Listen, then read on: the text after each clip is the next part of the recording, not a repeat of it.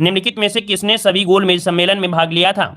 यहाँ पर जीएस के क्वेश्चन जो कि आप लोगों को थोड़ा अच्छा लगने लगे हैं, क्योंकि लगातार अगर आपने तैयारी किया है तो ऐसे क्वेश्चन आपको 100% सही लगेंगे और अच्छे लगेंगे। ठीक है, चलिए बताइएगा। यहाँ पर दिया है निम्नलिखित में से किसने सभी गोल मेज सम्मेलन में भाग लिया था। चलिए 51 की अगर हम बात करते हैं तो याद रखिएगा काफी लोग जवाब दे रहे हैं ए नंबर, और यहाँ पर बी देखिए यहाँ पर डी वाले भी दे रहे हैं, तो आप समझिएगा कि यहाँ पर जो आपके हैं कौन, अंबेडकर जी। ठीक है, बी आर अंबेडकर, और आपकी जो आपके हैं तेज बहादुर सप्रू, है ना। तो ये आपके दोनों ही हैं जो कह सकते हैं तीनों गोलमेज सम्मेलन में इन्होंने भाग लिया है। अर्थात यहाँ पर जो ऑप्शन बनेगा आपका डी नंबर इसका राइट हो जाएगा, ए और बी यहाँ पर दोनों हो जाएगा। ठीक है ना, क्लियर हो गया है। और अगर आपसे बात ये कर लेता कि आपका जो प्रथम गोल्ड मेडल सम्मेलन, तो यहां पर कह सकते हैं अम्बेडकर तो हो ही गया है। अगला क्वेश्चन दिया गया है कि भारत में चीनी का सबसे बड़ा उत्पादक राज्य कौन है। भारत में चीनी का सबसे बड़ा उत्पादक राज्य पूछा गया है, तो आप बताइए कि आपका आंसर यहां पर क्या हो जाएगा। भारत में चीनी का सबसे बड़ा उत्पादन राज्य, चलिए ऑप्शन क्या बनेगा। तो देखिए ऑप्शन यहाँ पर बी नंबर आ रहा है, कह रहा आपसे यहाँ पर उत्तर प्रदेश हो जाएगा। क्या हो जाएगा भाई, उत्तर प्रदेश ऑप्शन बनेगा। यहाँ पर कौन सा, तो आपका बी नंबर उत्तर प्रदेश हो जाएगा। ठीक है, आगे बढ़ते हैं। क्वेश्चन आपसे अगला पूछा गया है, यहां पर देखिए अगला क्वेश्चन दिया है कि वर्ष 2011 के अनुसार विश्व की जनसंख्या का कितना प्रतिशत भारत में रहती है।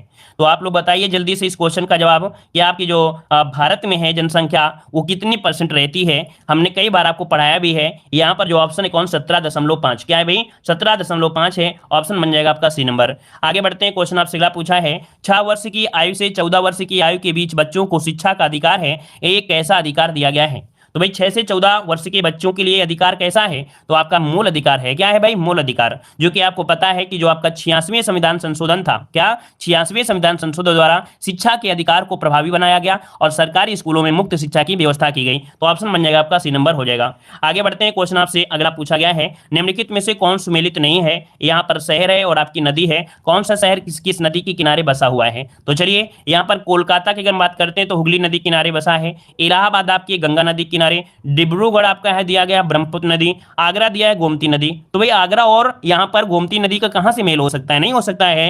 आगरा जो आपका बसा है यमुना नदी के किनारे बसा है। क्या भाई, यमुना नदी किनारे बसा है ना। तो ऑप्शन क्या हो जाएगा, यहां पर आपका डी हो जाएगा। ठीक है ना, डी हो जाएगा, याद रखिएगा। कोई ऑप्शन गड़बड़ है क्या इसमें।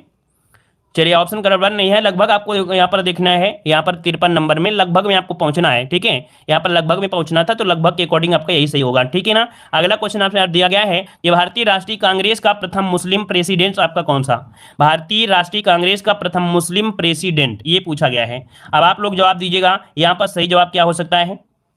चलिए सही जवाब इनमें से क्या हो सकता है। चलिए 56 नंबर में ऑप्शन सी, ये है आपके कौन, आपके ऑप्शन बी हो जाएगा या ऑप्शन सी हो जाएगा। यहाँ पर प्रथम पूछा गया है, प्रथम, है ना। चलिए 56 नंबर में तो भारतीय राष्ट्रीय कांग्रेस के जो अधिवेशन हुआ था कौन सा, मद्रास अधिवेशन, है ना, मद्रास अधिवेशन। और मद्रास अधिवेशन में जो अध्यक्षता किया था वो बदरुद्दीन तैयबजी ने किया था। क्या, बदरुद्दीन तैयबजी ने किया था। मतलब ऑप्शन जो आपका बनेगा वो आपका बन जाएगा बी नंबर, इसमें से राइट हो जाएगा। ठीक है ना। यहां पर आगे बढ़ते हैं। क्वेश्चन दिया है कि कौन सी जनजाति दिवाली को शोक के रूप में मनाती है। दीपावली का जो पर्व है ये लोग शोक के रूप में मनाते हैं, आपकी कौन सी जनजाति है। देखो हम आपको 2-3 बार रिपीट करते हैं ताकि आपको समझने का मौका मिल जाए हर एक क्वेश्चन में। ठीक है ना भाई, जो आपका कह सकते हैं एग्जाम 2 घंटे में होता है उसको 40 से 50 मिनट में अगर सॉल्व कराते हैं तो थोड़ा सा तो मैनेज आपको भी करना पड़ता है ना, और हमें भी मैनेज करना पड़ेगा थोड़ा।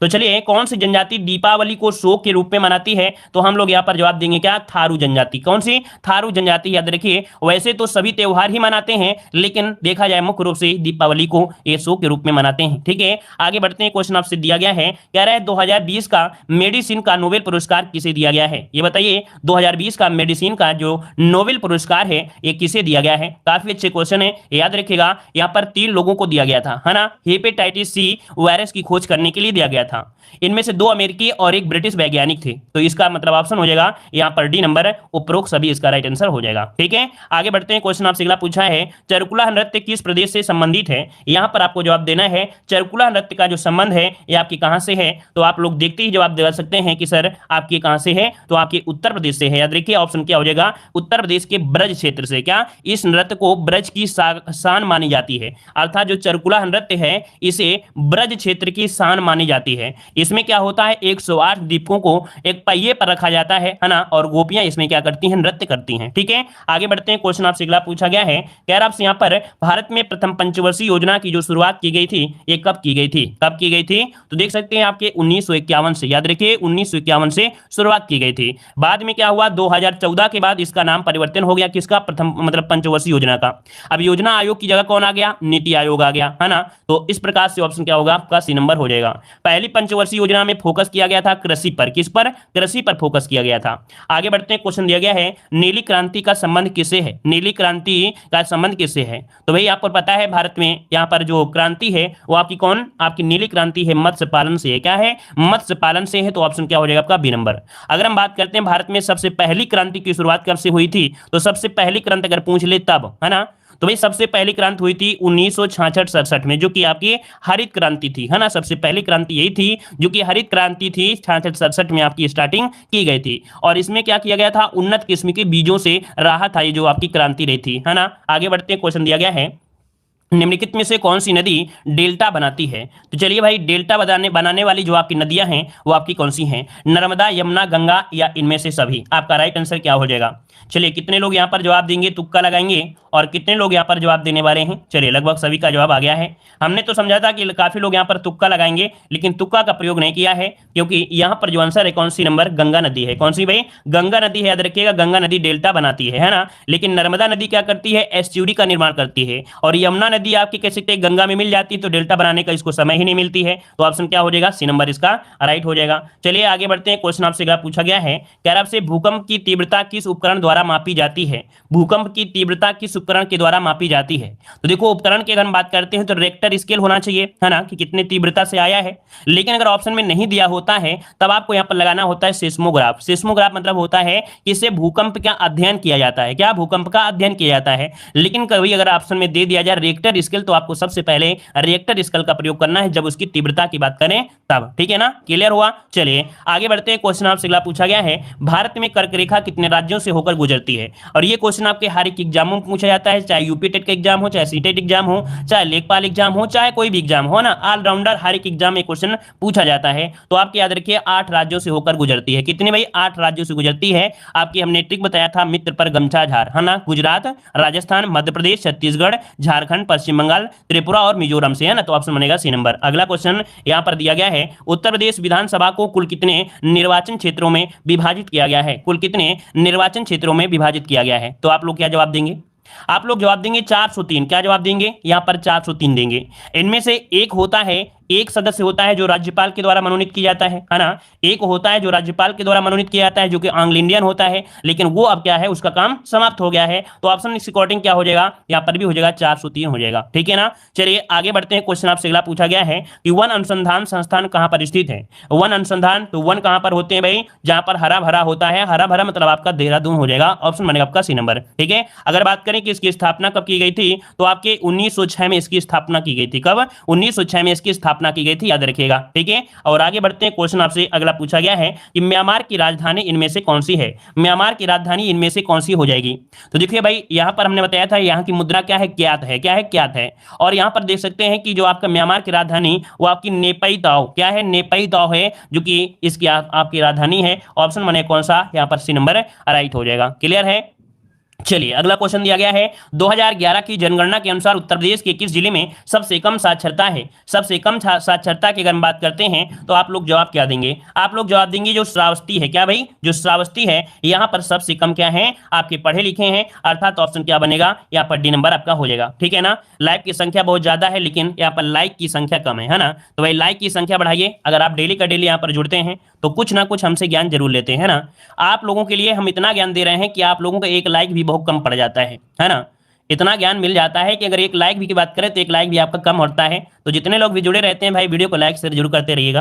तो देखिए अंतर्राष्ट्रीय न्यायालय की स्थापना, तो देखिए अंतर्राष्ट्रीय न्यायालय, है ना, ये जो आपकी स्थापना की गई थी, ये की गई थी आपके 1945 में, क्या, आपके 1945 की स्थापना की गई थी। लेकिन अगर बात करते हैं कार्य करना शुरू किया तो कब से, तो 1946 से ये कार्य करना शुरू किया था, है ना, याद रहेगा। चलिए आगे बढ़ते हैं, क्वेश्चन आपसे दिया गया है, भारत के प्रथम अंतरिक्ष यात्री कौन थे, भारत के प्रथम अंतरिक्ष यात्री इनमें से कौन हो जाएंगे।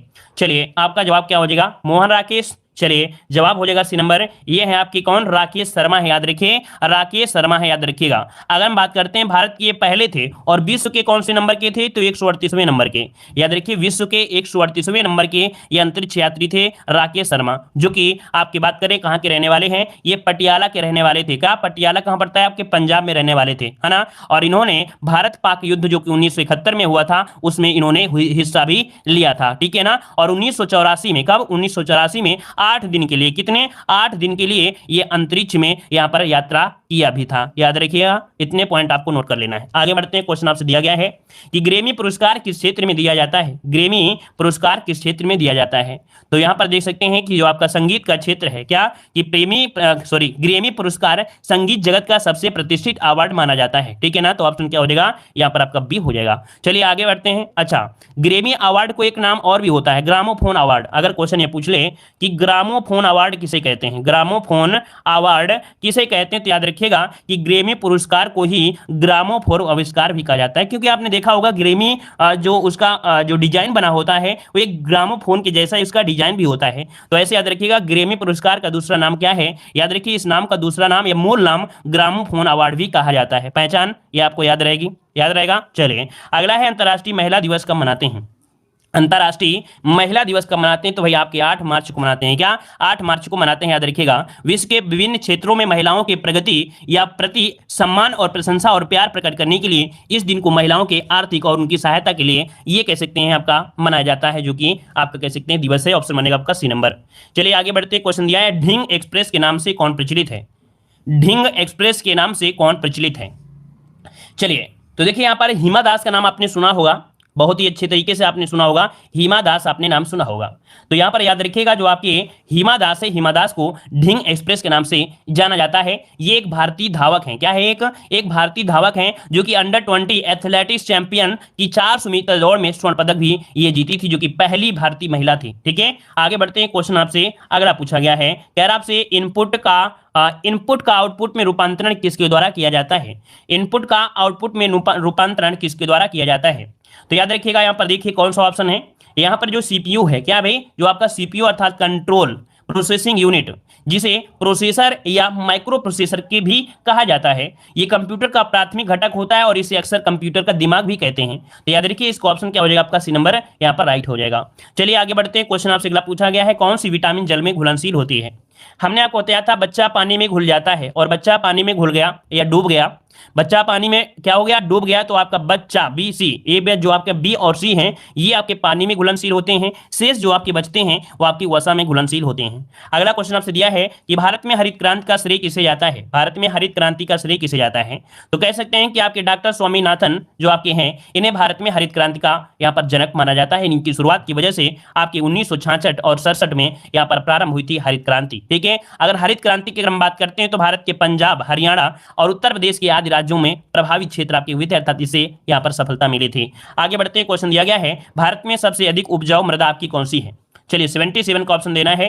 तो देखिए भारत की सबसे ज्यादा उपजाऊ मृदा कौन सी है, तो आपकी जलोढ़ मृदा है। कौन सी भाई, जलोढ़ मृदा जो कि सबसे अधिक होती है। ये मृदा कहां से आती है, तो आपकी नदियों के द्वारा बहाकर लाई गई जो आपकी गाद होती है, मिट्टी होती है, उससे होती है ना, जो कि मैदानी भागों में सबसे अधिक मात्रा में फैली होती है। आगे बढ़ते हैं, क्वेश्चन दिया गया है कि भारत में किसके आगमन से मक्के की फसल आई है।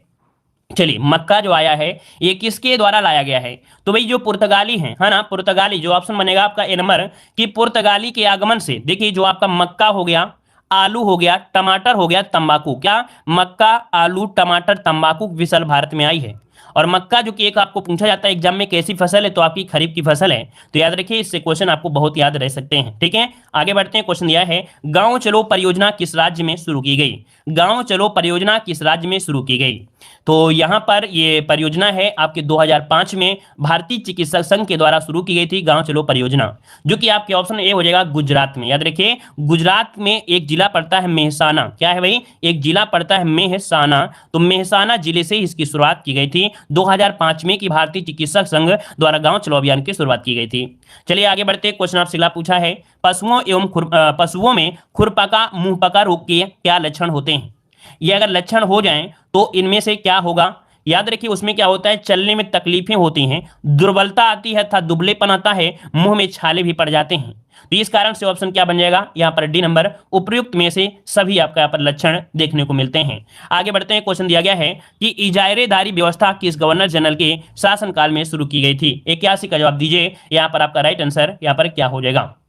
चलिए यहां पर देखिए, गवर्नर जनरल नाम सुना होगा वॉरेन हेस्टिंग, क्या वॉरेन हेस्टिंग, इसका ऑप्शन बनेगा सी नंबर, कि आपके वॉरेन हेस्टिंग के द्वारा ये आपकी प्रारंभ की गई थी। और इस व्यवस्था में लगान 5 वर्षों के लिए तय हुआ था, लगान जो थी वो 5 वर्षों के लिए क्या हुआ था, तो आपका तय हुआ था। तो ऑप्शन क्या जाएगा, यहां पर आपका सी नंबर राइट हो जाएगा। ठीक है, आगे बढ़ते हैं, क्वेश्चन दिया है आशा का संबंध होता है, आशा का नाम तो सुने होंगे, सभी के गांव में भी होंगे, तो भाई आशा का जो संबंध होता है वो किस विभाग से होता है।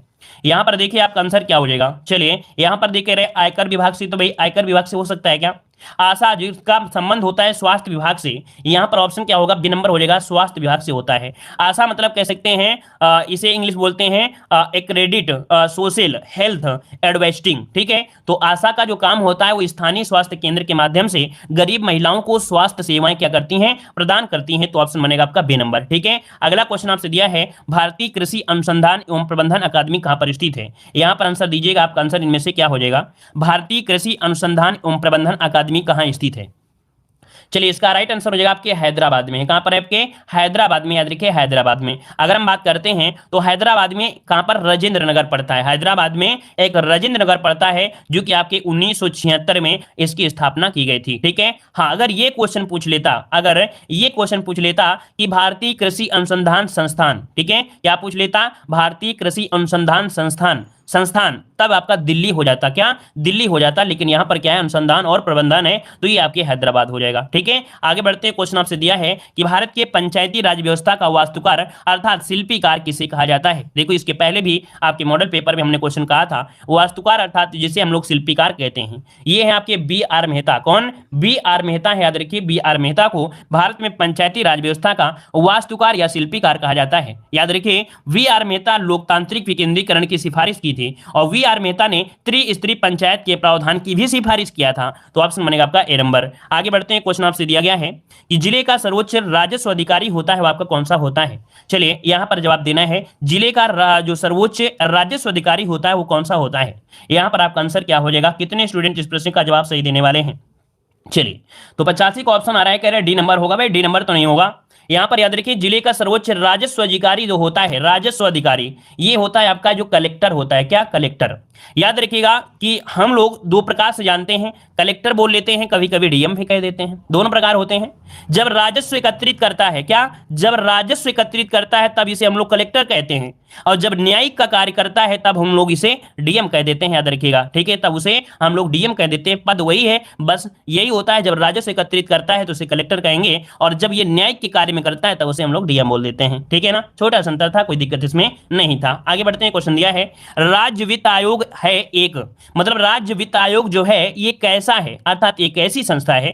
तो भाई इसका उल्लेख भी आपके किसमें, संविधान में किया गया है, और संविधान में कहां पर किया गया है, 273 के फर्स्ट में इसका वर्णन किया गया है। तो इसका मतलब यह है कि इसका कैसा होगा, ये संवैधानिक संस्था है, क्या ये आपकी संवैधानिक संस्था, याद रखिएगा। तो ऑप्शन बन जाएगा यहां पर सी नंबर। ठीक है, आगे बढ़ते हैं, क्वेश्चन आपसे अगला पूछा गया है हरित क्रांति का नाम किसने दिया। चलिए यहां पर 87 की जवाब दीजिएगा कि हरित क्रांति का नाम किसने दिया, नाम की बात किया गया है 87 नंबर में।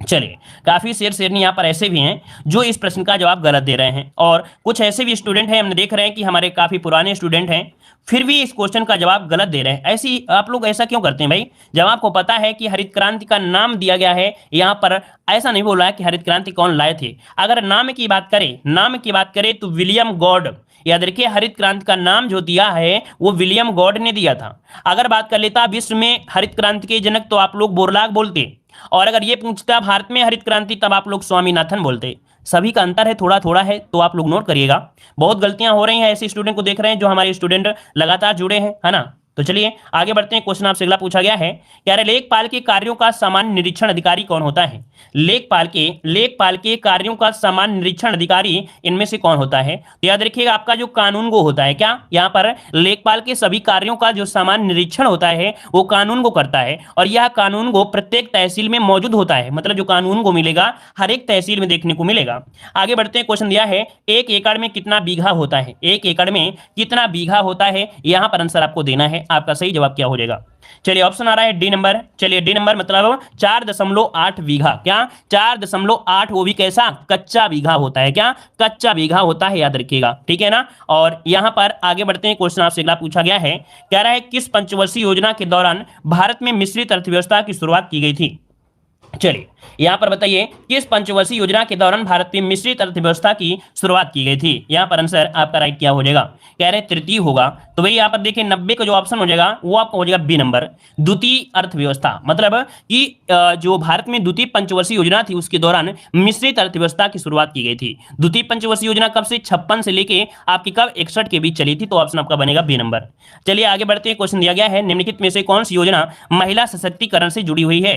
महिला सशक्तिकरण से जो जुड़ी हुई है वो आपकी कौन सी योजना है, यहां पर जवाब दीजिए, आपका राइट आंसर इनमें से क्या हो जाएगा। चलिए भाई यहां पर आंसर देना है, आपका सही जवाब इनमें से क्या हो जाएगा। चलिए तो भाई यहां पर देखिए आपका जो 91 नंबर है, कुछ लोगों ने जवाब दिया भी है कि ये जो आपकी ये सबला योजना, क्या है भाई, आपकी जो सबला योजना है, सबला योजना है, ये एक महिला सशक्तिकरण से आपकी जुड़ी हुई आपकी क्या है, आपकी योजना है। अगर हम बात करते हैं कि यह भारत सरकार द्वारा इंदिरा गांधी की जन्मदिवस के अवसर पर, क्या ये जो आपकी जो योजना है वो भारत सरकार द्वारा इंदिरा गांधी के जन्मदिवस के रूप में या अवसर पर यह आपकी शुरू की गई थी। तो याद रखिए 19 नवंबर, क्या 19 नवंबर 2010 को इसकी स्टार्टिंग हुई थी, 19 नवंबर को, तो डेट याद रखिएगा, ठीक है। आगे बढ़ते हैं, क्वेश्चन आपसे दिया गया है कि केंद्रीय ऊर्जा मंत्रालय द्वारा प्रारंभ प्रधानमंत्री सहज बिजली घर योजना के तहत वेब पोर्टल का नाम क्या है। चलिए केंद्रीय ऊर्जा मंत्रालय द्वारा प्रारंभ प्रधानमंत्री सहज बिजली हर घर योजना के तहत वेब पोर्टल का नाम पूछा गया है। इस वेब पोर्टल का नाम क्या है, तो सौभाग्य, इसका नाम है सौभाग्य, नाम है, याद रखिए सौभाग्य हो जाएगा, ठीक है ना, याद रहेगा। चलिए और आगे बढ़ते हैं, क्वेश्चन दिया है गरीब की गाय किसे कहा जाता है। गरीब की गाय किसे कहते हैं, इनमें से ऑप्शन देना है, आपका सही जवाब क्या हो जाएगा। गाय, भैंस, भेड़ या बकरी किसे कहेंगे, तो यहां पर आंसर आ रहा है बकरी, बिल्कुल सही जवाब हो जाएगा कि गरीब की गाय कहा जाता है किसे, आपकी बकरी को कहा जाता है, बकरियों को कहा जाता है, याद रखिएगा, ठीक है ना। या कुछ भी खा लेती है ना, या कुछ भी खा लेती है और इसलिए इसका पालन भी होता है, क्या सस्ता होता है। दूध भी इतना देती है कि छोटे परिवार का आराम से काम भी चल जाता है ना, तो ऑप्शन क्या हो जाएगा, डी नंबर आपका राइट हो जाएगा। अगला क्वेश्चन दिया गया है कि भारत में प्रथम योजना अवकाश कब घोषित किया गया था। वेरी वेरी एमपी क्वेश्चन है, प्रथम योजना अवकाश कब घोषित किया गया, 94 नंबर का। चलिए तो 94 की अगर बात करते हैं तो भाई जो आपकी तीसरी पंचवर्षीय योजना के बाद क्या है, बात दिया है ना, तीसरी पंचवर्षीय योजना के बाद योजना अवकाश हुआ था। अब आपको देख सकते हैं कि योजना अवकाश हुआ था 1966 और आपकी कब, तो आपके 69 के बीच में हुआ था। इससे आपको पता चल गया कि जो आपकी तीसरी पंचवर्षीय योजना होने के बाद ये आपकी हो गई थी, ठीक है। आगे बढ़ते हैं, क्वेश्चन दिया है मुर्गियों में चेचक रोग किससे होता है। मुर्गियों में चेचक रोग किससे होता है, यहां पर जवाब देना है चेचक रोग। तो ये विषाणु से फैलता है, किससे, विषाणु से फैलता है, इसका ऑप्शन बनेगा ए नंबर। मुर्गियों में चेचक रोग, मुर्गियों जो गर्मी का मौसम होता है, क्या गर्मियों के मौसम में अधिकतर होता है कि मुर्गियों में क्या होता है, एक बीमारी भी होती है रानीखेत बीमारी। तो रानीखेत बीमारी भी होती है किसमें, आपकी मुर्गियों में होती है, याद रखिएगा, ठीक है। आगे बढ़ते हैं, क्वेश्चन दिया है उत्तर प्रदेश में निःशुल्क विद्युत कनेक्शन योजना की शुरुआत कब की गई थी। ये सभी योजनाएं हमने आपको पढ़ा दिया है, आपको याद होगा कि जो प्लेलिस्ट है उसमें देखिएगा सब योजनाएं आपको मिल जाएंगी। उत्तर प्रदेश में निःशुल्क विद्युत कनेक्शन योजना की जो शुरुआत की गई वो कब की गई थी, 96 का जवाब दीजिएगा, 2017 में। कब, तो आपके 2017 में इसकी शुरुआत की गई थी, याद रखिएगा। आगे बढ़ते हैं, क्वेश्चन दिया गया है कि मुख्यमंत्री कृषक दुर्घटना कल्याण योजना कब लागू की गई थी। मुख्यमंत्री कृषक दुर्घटना कल्याण योजना कब लागू की गई थी, यहां पर आंसर क्या होगा, तो याद रखिए 21 जनवरी 2020 को। कब, तो 21 जनवरी 2020 को शुरू की गई थी। इसके पहले इस योजना का नाम क्या था, इसके पहले इस योजना का नाम था मुख्यमंत्री कृषक दुर्घटना बीमा। क्या, मुख्यमंत्री कृषक दुर्घटना बीमा था, लेकिन अब इसका यहां पर नाम क्या हो गया, मुख्यमंत्री कृषक दुर्घटना कल्याण। तो इसमें से क्या यहां पर ये शब्द आपका जोड़ दिया, इसके पहले ये शब्द आपका नहीं था। आगे बढ़ते हैं, क्वेश्चन दिया है कि भारत का प्रथम डिजिटल गांव डिजिटल जिला आपका कौन सा है। चलिए यहां पर बताइए, आपका सही जवाब इनमें से क्या हो जाएगा, 98 नंबर में। चलिए अच्छा, इसमें तो ऑप्शन भाई आपके एक ही दिए गए हैं, है ना। यहां पर जो आपका है वो आपका एक ही दिया गया है, लेकिन इन्हीं में से कोई ऑप्शन भी है, इन्हीं में से कोई ऑप्शन भी है, याद रखिएगा। भारत का प्रथम डिजिटल जिला कौन सा है। चलिए अगर डिजिटल जिला की बात करते हैं तो आपका जवाब यहां पर हो जाएगा कौन सी, ये जो नागपुर है, क्या है आपका, ये नागपुर है, यहां पर आंसर आपका हो जाएगा, ठीक है। आपकी जैसे मध्य प्रदेश है ना, भोपाल, भोपाल जानते हैं, भोपाल नागपुर, ठीक है, भोपाल मध्य प्रदेश में ये आपको पड़ता था। तो ये कह सकते हैं सॉरी, देश का पहला डिजिटल जोन एमपी में था भाई, डिजिटल जिला जो था वो शायद एमपी में था, और एमपी में लेकिन नागपुर है। देखो इसका आंसर आपका ए ही है। कई प्रकार के इसके क्वेश्चन बनते हैं, इसका आंसर जो आपका है ए ही है, परेशान मत होइए, इसका आंसर आपका ए ही है, आपका याद रखिएगा, ठीक है। अब यहां पर देखो अगला क्वेश्चन है, भारत का प्रथम डिजिटल राज्य कौन है। जब डिजिटल राज्य की बात करें तो आपको यहां पर केरल बताना है। क्या बताना है? केरल बताना है, याद रखिएगा, केरल बताना है, ठीक है ना। अगर ये बोल दे कि भारत का पहला डिजिटल जोन कौन सा है, क्या भारत का पहला डिजिटल जोन की अगर बात कर दें जोन, तब आपको एमपी बताना है। तब क्या बताना है आपको? एमपी बताना है। और एक क्वेश्चन और पूछा जाता है जो कि हमने इसके पहले लेक्चर में बताया था कि भारत का प्रथम डिजिटल गांव कौन सा है। अगर पूछता कि भारत का पहला डिजिटल गांव कौन सा है, जो कि हमने पढ़ाया भी है, तो वो है आपके अकोदरा गांव, जो कि आपके अहमदाबाद में है ना, गुजरात के अहमदाबाद में है अकोगरा गांव। तो ये चारों ही आपको एक साथ में आपको पढ़ने को मिल गए, ठीक है। चलिए आगे बढ़ते हैं। क्वेश्चन आपसे अगला पूछा गया है कि फसलों को उगाने तथा मृदा के प्रबंधन में किस विज्ञान का अध्ययन किया जाता है। चलिए यहां पर आंसर आपका क्या हो जाएगा कि फसलों को उगाने तथा मृदा के प्रबंधन में किस विज्ञान का अध्ययन होता है। यहां पर जवाब देना है 100 नंबर में।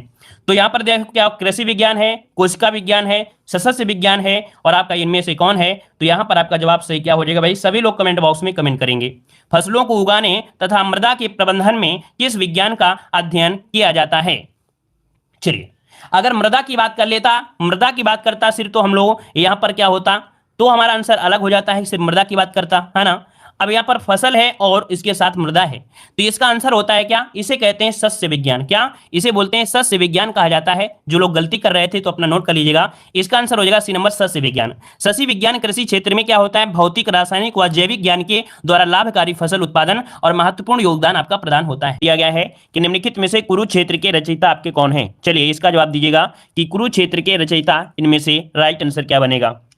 चलिए काफी लोगों के जवाब यहां पर आ चुके हैं। ऑप्शन आ रहा है बी नंबर आपका रामधारी सिंह दिनकर, जो कि बिल्कुल सही जवाब है, रामधारी सिंह दिनकर। अगर हम बात करते हैं इनकी कुछ रचनाओं की, तो जैसे आपका रामधारी सिंह दिनकर की जो रचना है, रसमरथी, उर्वशी, कुरुक्षेत्र, संस्कृत के 4 अध्याय, परशुराम की प्रतीक्षा, हुंकार, ये इनके महत्वपूर्ण आपकी रचनाएं हैं। ऑप्शन बी हो जाएगा। आगे बढ़ते हैं। क्वेश्चन दिया गया है कि दिए गए विकल्पों में से सृष्टि का विलोम शब्द इनमें से क्या होता है। चलिए सृष्टि का विलोम 2021 में क्वेश्चन ये पूछा गया है, सृष्टि का विलोम क्या होता है। तो याद रखिए सृष्टि है ना, सृष्टि मतलब निर्माण करना, और निर्माण का विलोम क्या हो जाएगा, प्रलय हो जाएगा, जो कि ऑप्शन यहाँ पर सी नंबर यहाँ पर आ रहा है। क्लियर है ना। चलिए आगे बढ़ते हैं। क्वेश्चन आपसे अगला पूछा गया है, कह रहा है स्वागत शब्द का विच्छेद दिए गए विकल्पों में से किस संधि का उदाहरण है। चलिए यहां पर आंसर आपको देना है, आपका सही जवाब क्या हो जाएगा। चलिए तो देखिए यहां पर 3 की अगर हम बात करते हैं तो आपका आंसर क्या हो जाएगा। देखो यहां पर जब हमने बताया था या वा के साथ जब आधा आपका व्यंजन हो, है ना, मतलब जहां पर आधा वर्ण की बात करते हैं तो वहां पर क्या होता है, ऑप्शन बनता है यहां पर ए नंबर, यण संधि। क्या होता है, यण संधि, जिसको ऑप्शन आया बिल्कुल राइट हो जाएगा। अर्थात स्वागत को अगर हम बोलेंगे तो किस प्रकार से, तो लिखेंगे हम लोग सुधन आगत। क्या हो जाएगा, सुधन आगत आपका यहां पर हो जाएगा, है ना। तो यण संधि के रूल भी होता है कि जब कोई छोटी, बड़ी, छोटा उ, बड़ा उ या ऋषि के आगे कोई भिन्न स्वर आए तो ये क्रमशः या, व, र, ला में परिवर्तित हो जाते हैं। ठीक है, चलिए आगे बढ़ते हैं। क्वेश्चन आपसे दिया गया है, निम्नलिखित वाक्यों में से शुद्ध वाक्य की पहचान करिएगा। यहां पर शुद्ध वाक्य की पहचान करिए, आपका राइट आंसर क्या हो जाएगा। चलिए 4 नंबर में यहां पर देखो दिया गया है, माली ने फूलों का हार बनाया, राधा ने मयंक की पिटाई की, है ना, मतलब आपका ये गलती हो गया। श्याम खाए, ये भी नहीं, देखो ऑप्शन ए नंबर जिसका है बिल्कुल राइट हो जाएगा। याद रखिएगा कि यहां पर श्याम आम खाए ये तो होगा नहीं, श्याम ने आम खाया ये होना चाहिए था, है ना। यहां पर राधा ने मयंक की पिटाई की, है ना, क्या होना चाहिए, पिटाई की होना चाहिए।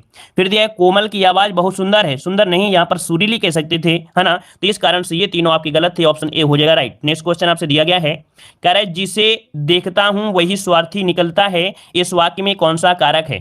चलिए बताइए, जिसे देखता हूं वही स्वार्थी निकलता है, वाक्य में कौन सा कारक है।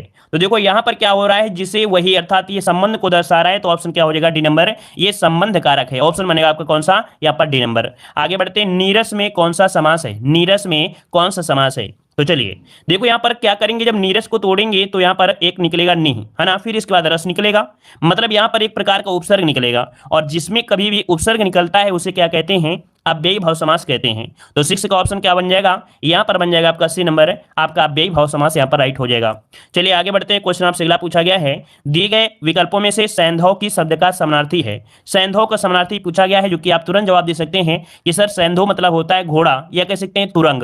तो ऑप्शन क्या हो जाएगा, सी नंबर आपका हो जाएगा कि अश्व के पर्यायवाची होता है तुरंग, घोटक, सैंधव, है ना, सैंधव है घोड़ा, है ना, तुरंगम बाज, है ना, ये होते हैं कि नहीं होते हैं, तो ऑप्शन क्या हो जाएगा, सी नंबर यहाँ पर राइट हो जाएगा। अगला क्वेश्चन दिया गया है, निम्नलिखित वाक्यों में से कौन सा वाक्य सकर्मक क्रिया का उदाहरण है। चलिए 8 नंबर में जवाब दीजिएगा, सकर्मक क्रिया आपकी इनमें से क्या हो जाएगी। सकर्मक क्रिया की अगर हम बात करते हैं तो आपका आंसर यहाँ पर क्या हो जाएगा।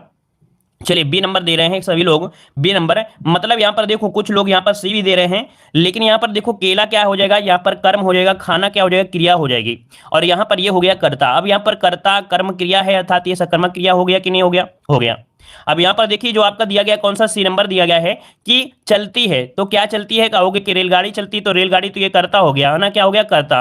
अर्थात यहाँ पर क्वेश्चन करने पर ये सीधा कर्ता में पहुंच जाता है, कर्म तो है नहीं है, इस कारण से ए आपके तीनों क्या थी, अकर्मक क्रिया थी। ठीक है, चलिए आगे बढ़ते हैं। क्वेश्चन आपसे अगला पूछा गया है, मलिक मोहम्मद जैसी की शैली के लिए प्रसिद्ध आपके नहीं है। यहाँ पर 9 कौन सा यहाँ पर क्या हो जाएगा। चलिए 9 की अगर बात करते हैं, मलिक मोहम्मद जैसी की शैली के लिए प्रसिद्ध नहीं है, तो यहाँ पर 9 नंबर की अगर बात करते हैं तो याद रखिए ऑप्शन हो जाएगा डी नंबर। यहाँ पर याद रखिए कि जो आपका खालिक बारी है, क्या है भाई, यहाँ पर जो खालिक बारी है, बारी है, इसके लिए आपकी मलिक मोहम्मद जैसी प्रसिद्ध आपकी नहीं है। ठीक है ना, अगर मलिक मोहम्मद जैसी से बात करते हैं तो यहाँ से क्वेश्चन काफी बनते हैं, जैसे कि इनका जन्म कहाँ हुआ था, तो रायबरेली जिले के जायस नामक स्थान पर हुआ था। याद रखिए इनका जो जन्म हुआ था रायबरेली के जायस नामक स्थान पर हुआ था। ठीक है ना, तो इससे आपको यह भी याद रहेगा जायस अर्थात आपके रायबरेली के जायस हो जाएगा। लगभग देखा जाए 21 रचनाओं का उल्लेख मिलता है, इनसे 21 रचनाओं का उल्लेख मिलता है, जिसमें पद्मावत, अखरावत, आखिरी कलाम, ठीक है ना, ये काफी महत्वपूर्ण इनकी है। चलिए आगे बढ़ते हैं। क्वेश्चन आपसे अगला पूछा गया है कि शब्द अमावस्या इनमें से किस विकल्प को दर्शाता है। जो अमावस्या है वो किस शब्द को दर्शाता है, यहाँ पर आपको जवाब देना है। और जिन लोगों ने भाई वीडियो को लाइक नहीं किया है तो वीडियो को भी लाइक शेयर करते रहिएगा साथ में, ठीक है ना। यहाँ पर कमेंट भी करते रहें, क्योंकि कमेंट जरूरी भी है आप लोगों के लिए, जो जरूरी है, और साथ में यहाँ पर वीडियो लाइक करते रहे ताकि हमें भी मोटिवेट रहना है, तो आप लोगों को हमें भी जरूरी रखना है। ठीक है, चलिए यहाँ पर बताइए शब्द अमावस्या में किस विकल्प को दर्शाया है। तो भाई यहाँ पर देखो अमावस्या कैसा है या कैसी है, तो कहोगे सर अमावस्या कैसी है, तो ऑप्शन क्या हो जाएगा, स्त्रीलिंग हो जाएगा, ए नंबर आपका राइट हो जाएगा। ठीक है ना, जैसे कि मान लीजिए कोई मराठी भाषा, गुजराती, है ना, ऐसे गुजराती भाषा, मराठी भाषा कुछ भी हो, या गंगा, यमुना, कावेरी, गोदावरी, अमावस्या, पूर्णिमा, ये सब स्त्रीलिंग में होती है। ठीक है, आगे बढ़ते हैं। क्वेश्चन आपसे अगला पूछा गया है, मैं हार गई कहानी निम्नलिखित में से वर्णित है, ये किस कथाकार की है। मैं हार गई, चलिए बताइएगा भाई, यहां पर ये जो कहानी है वर्णित की गई है किसकी है। मैं हार गई कहानी निम्नलिखित में से किस कथाकार की है। तो देखिए इसका राइट आंसर आपका बनेगा यहां पर आपका बी नंबर, मन्नू भंडारी की है। किसकी है भाई, तो आपकी ये कहानी है मन्नू भंडारी की है। ठीक है, अगर हम बात करते हैं मन्नू भंडारी की, तो याद रखिएगा इनका जन्म हुआ था कहां पर, तो आपके एमपी के मंदसौर में हुआ था। कहां पर, तो आपके एमपी के मंदसौर में हुआ था, जो कि एक जिला पड़ता है भावनपुरवा गांव। ठीक है, मंदसौर जिले के भावनपुरवा गांव में इनका जन्म हुआ था। ठीक है, और आगे बढ़ते हैं। क्वेश्चन आपसे अगला पूछा है, नासिरा शर्मा के उपन्यास परिजात को किस पुरस्कार से सम्मानित किया गया है। तो ये बताइएगा परिजात किसके उपन्यास है, तो आपकी नासिरा शर्मा की है, और इसके लिए एक उपन्यास दिया, इसके लिए एक पुरस्कार दिया गया था 2016 में। ठीक है, 2016 में इन्होंने रचना किया था, साहित्य अकादमी पुरस्कार, अर्थात यहाँ पर परिजात के लिए 2016 में साहित्य अकादमी पुरस्कार भी इन्हें दिया गया है। आगे बढ़ते हैं। क्वेश्चन आपसे अगला पूछा गया है, दिए गए विकल्पों में से बिटिया शब्द का बहुवचन इनमें से कौन सा हो जाएगा। चलिए बिटिया शब्द का अगर बहुवचन पूछा है तो आप लोग जवाब क्या देंगे। जैसे हम आपको पढ़ाते हैं चिड़िया, बिटिया, है ना, तो ऐसे में क्या होता है, लास्ट में यहाँ पर चांद की बिंदी लगा देते हैं। अब यहाँ पर आप बताइए कौन सा आंसर आपका सही होगा, बिटिया, ऑप्शन ए नंबर इसका राइट हो जाएगा। ठीक है ना, जब भी कभी या आए तो उसके अंत में क्या होगा, बहुवचन में आपका या आपको लग जाता है, जैसे बुढ़िया, चिड़िया, बिटिया। ठीक है, अगला क्वेश्चन दिया गया है, प्रिया बहुत सुंदर लड़की है, इस वाक्य में विशेषण आपको बताना है। तो भाई यहाँ पर क्या है, किसी के गुण की बात करें या दोष की बात करें, संख्या की बात करें, परिणाम की बात करें, वहां पर क्या होता है, विशेषण। अर्थात यहाँ पर जो आंसर है वो आपका डी हो जाएगा, सुंदर, है ना। यहाँ पर प्रिया क्या है, बहुत सुंदर है, और सुंदर क्या है, गुण है, तो गुण ही क्या हो जाएगा आपका विशेषण, ऑप्शन डी हो जाएगा। नेक्स्ट क्वेश्चन दिया गया है, दिए गए विकल्पों में से अनुपम शब्द का समानार्थी शब्द आपका कौन सा है। अनुपम शब्द का समानार्थी आपको जवाब देना है, कई बार हमने आपको पढ़ाया भी है, तो आप लोग जवाब दीजिए। यहाँ पर आपका राइट आंसर क्या हो जाएगा। चलिए साथियों, तो देख सकते हैं यहाँ पर काफी लोग जवाब दे रहे हैं, अनुपम मतलब होता है जो अनोखा हो, है ना, अनोखा हो, या हम लोग बोल सकते हैं उत्तम हो, या कह सकते हैं यहाँ पर कौन सा, उम्दा। तो ऑप्शन हो जाएगा सी नंबर, कि अनुपम शब्द का समानार्थी क्या हो जाएगा, उत्तम या उम्दा कह सकते हैं। ठीक है ना, तो ऑप्शन बन जाएगा यहाँ पर सी नंबर हो जाएगा। ठीक है, अगर हम बात करें उत्तम के समानार्थी, तो उत्तम में क्या होता है, अनुपम हो गया, उत्कृष्ट हो गया, अच्छा हो गया, है ना, श्रेष्ठ हो गया, बढ़िया हो गया, उन्नत हो गया, यही तो इसके क्या होते हैं, पर्यायवाची होते हैं। अगला क्वेश्चन दिया गया है, अपनी इच्छाएं पूरी करना के अर्थ हेतु मुहावरा आपको बताना है कि अपनी इच्छाएं पूरी करना, अपनी इच्छाएं पूरी करना मुहावरे का अर्थ क्या हो जाएगा। चलिए अरमान निकालना, यहाँ पर देखिए कह रहे हैं आंखें फेर लेना तो होगा नहीं है, यहाँ पर आंसर हो जाएगा अरमान निकालना। ठीक है, ऑप्शन बनेगा यहाँ पर आपका डी नंबर हो जाएगा। ठीक है ना। चलिए आगे बढ़ते हैं, क्वेश्चन आपसे अगला पूछा गया है 4 रुपए में कितने पैसे होते हैं, प्रस्तुत वाक्य में त्रुटिवाचक शब्द आपका कौन सा है। चलिए 4 रुपए में कितने पैसे होते हैं, इसमें कोई त्रुटि है या नहीं, अगर त्रुटि है तो जवाब दीजिए, इसका क्या त्रुटि दिया गया है।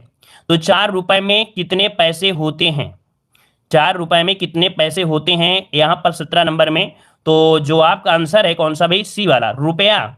यहाँ पर रुपए जो आपको दी गए हैं, रुपए इस वाले में जो रू है वही आपकी इसमें क्या है, आपकी त्रुटि है। ठीक है ना। और यहाँ पर दिखा है रुपया कितने रुपए होते हैं, तो यहाँ पर कह सकते हैं कि पॉइंट कौन सा हो सकता है, यही वाला हो सकता है कि और भी कोई ऑप्शन बन सकता है, यही हो सकता है सी नंबर में, है ना। रू जो आपका होता है बड़ा रू के हिसाब से होता है, रुपया ऐसे रुपया ऐसे कर देते हैं ना, क्या होता है इस प्रकार से होते हैं रूप। ठीक है, अगला क्वेश्चन दिया गया है, इसमें से असंगत विलोम शब्द का जोड़ा कौन सा है। असंगत विलोम शब्द का जो जोड़ा है वो आपका कैसे है, यहाँ पर जवाब दीजिएगा। तो अल्पायु का दीर्घायु है, औन्नत का उन्नत है, अनेक का एक है, आगामी का अनागामी है। तो यहाँ पर आंसर क्या होगा भाई, तो देखो ये तो सही दिया गया है ना। और यहाँ पर कह सकते हैं ये भी सही दिया है, उन्नत का उन्नत, अनेक का एक हो जाएगा, लेकिन आगामी का दिया है अनागामी होता है। कह रहे हैं अनागामी मतलब आगामी मतलब होता है भविष्य में होने वाला का काम होता है। अब इसका अगर विलोम बनाया जाएगा तो इसका मतलब होना चाहिए बीता हुआ, और बीता हुआ मतलब होता है क्या, विगत। तो आगामी का क्या हो जाएगा, विगत होना चाहिए था, विगत होना चाहिए, जो कि ऑप्शन गलत दिया गया था। तो इस प्रकार से ये सही हो सकता था। ठीक है, अगला, इनमें से कौन सा शब्द अंधकार का समानार्थी है, समानार्थी नहीं है। देखो अंधकार से क्वेश्चन बनते हैं इस समय देखा जाए तो 2022 के लिए सबसे महत्वपूर्ण क्वेश्चन आपका है। याद रखिए अंधकार के समानार्थी, तो अंधकार के समानार्थी में क्या होता है, तमस होता है, तिमिर होता है, तम होता है, लेकिन विपिन नहीं होता है। विपिन होता है क्या, ये जंगल का होता है ना। ऑप्शन बनेगा यहाँ पर आपका सी नंबर राइट हो जाएगा। क्लियर हो गया है। चलिए आगे बढ़ते हैं, देखो क्या होता है, हाँ इसका विपिन का होता है क्या, कानन, वन, अरण्य, गहन, कांतार, है ना, मतलब ये वन का होता है। अगला क्वेश्चन दिया गया है, निम्नलिखित में से कौन सी रचना भीष्म साहनी की है। कौन सी रचना भीष्म साहनी की है, यहाँ पर देखिए आपका ऑप्शन बी हो जाएगा भीष्म साहनी, आपका आंसर हो जाएगा तमस, है ना, क्या हो जाएगा, तमस हो जाएगा। अगर हम बात करते हैं भीष्म साहनी की, तो भीष्म साहनी का जो जन्म हुआ था वो रावलपिंडी में हुआ था। कहाँ पर, तो आपके याद रखिए रावलपिंडी में हुआ था। रावलपिंडी में कब हुआ था, तो 1915 को इनका जन्म हुआ था। ठीक है, और इन्होंने हिंदी साहित्य में प्रेमचंद की परंपरा का अग्रणी लेखक माना जाता है, याद रखिएगा। ठीक है, इनको यहाँ पर 1975 में, याद रखिएगा, इन्हें 1975 में साहित्य अकादमी पुरस्कार से सम्मानित किया जा चुका है, जो कि भीष्म साहनी की रचना के अनुसार अर्थात तमस की रचना के लिए 75 में हिंदी साहित्य पुरस्कार भी सम्मानित किया गया है। ठीक है, चलिए अगला क्वेश्चन आपसे यहाँ पर दिया गया है, कह रहा है आपसे यहाँ पर अगले जमाने का आदमी दिए गए विकल्पों में से कौन सा प्रस्तुत मुहावरे का सही अर्थ आपको दर्शाता है। तो अगले जमाने का आदमी, ये मुहावरे का अर्थ क्या हो जाएगा, अगले जमाने का मतलब होता है जो सीधा साधा आदमी हो या ईमानदार हो, है ना। तो यहाँ पर जो आंसर है वो आपका डी हो जाएगा, ईमानदार व्यक्ति हो जाएगा। ठीक है, क्या हो जाएगा, ईमानदार व्यक्ति हो जाएगा। मान लो जैसे कि आज की दुनिया में अगले जमाने के आदमी का जीना बड़ा मुश्किल है। ठीक है, तो यहाँ पर आंसर क्या हो जाएगा, आपका डी नंबर हो जाएगा। यहाँ पर अगला क्वेश्चन आपसे दिया गया है, मानव जब भी के पथ पर आगे बढ़ता है, भाई ये बताइए कैसे पथ पर बढ़ता है। तो ये बढ़ता है जब प्रगति के पथ पर, तब तक उसे बाधाओं का सामना करना पड़ता है। मतलब ऑप्शन आपका ए नंबर यहाँ पर राइट बन जाएगा। अगला क्वेश्चन दिया है, रास शब्द का किस शब्द का कह सकते हैं एक वचन है। चलिए यहां पर बताइए राशि शब्द किस शब्द का एक वचन बनेगा। मतलब आपका जो आंसर बनेगा वो आपका 23 नंबर में कौन सा बन सकता है, राशि का होता है राशियां, है ना, क्या होता है, राशियां का एक वचन क्या होता है, राशि होता है। जैसे आपका रीति हो गया रीतियां, तिथि हो गया तिथियां, है ना। तो इसी प्रकार राशि से राशियां। आगे बढ़ते क्वेश्चन दिया गया है, निम्नलिखित में से कौरवी बोली किस भाषा से संबंधित है। कौरवी बोली किस भाषा से संबंधित है। देखो कौरवी को हम लोग बोलते हैं क्या है, खड़ी बोली बोलते हैं। याद रखिएगा कि कौरवी को ही हम लोग खड़ी बोली बोलते हैं, और इसका विकास हुआ है सौरसेनी अपभ्रंश से, है ना, सौरसेनी अपभ्रंश से। तो कुल मिला के हम लोग कह सकते हैं यहाँ पर जो ऑप्शन है वो आपका सी हो जाएगा, पश्चिमी हिंदी हो जाएगा। जैसे कि मान लीजिए यहाँ पर जो ऑप्शन है आपका कौन सा, सी नंबर पश्चिमी हिंदी, जिसकी 5 बोलियां मुख्य रूप से आपकी होती हैं। ठीक है, आगे बढ़ते हैं। क्वेश्चन आपसे अगला पूछा गया है, भगवान बुद्ध ने संसार को और की शिक्षा दी। अर्थात यहां पर देखिए 25 वाले में कि भगवान बुद्ध ने संसार को सत्य और अहिंसा की शिक्षा दी, है ना। तो यही तो ऑप्शन भरा जा सकता है कि एकता के लिए बात करेंगे। यहां पर ऑप्शन होगा डी नंबर, इसका उचित हो जाएगा डी नंबर। ठीक, तो चलिए फिर आज की क्लास ये रखते हैं भाई।